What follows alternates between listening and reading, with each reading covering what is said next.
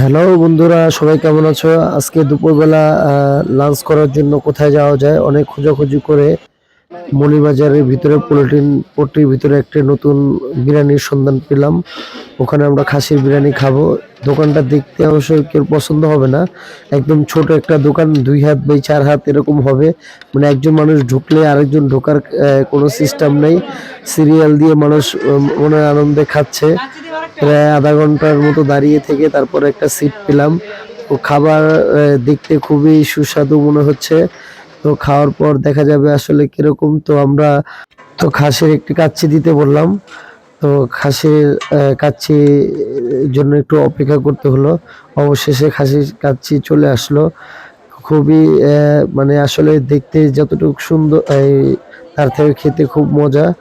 তো আসলে দোকান হিসেবে কাচ্চিগুলো মান খুব ভালো ছিল। তো খাসির কাচ্চি খেয়ে আসলে মনটা ভরে গেল। তো এটা মৌলভীবাজার পল্টন পট্টি, সবাই একটু খেয়ে ট্রাই করবেন। ধন্যবাদ।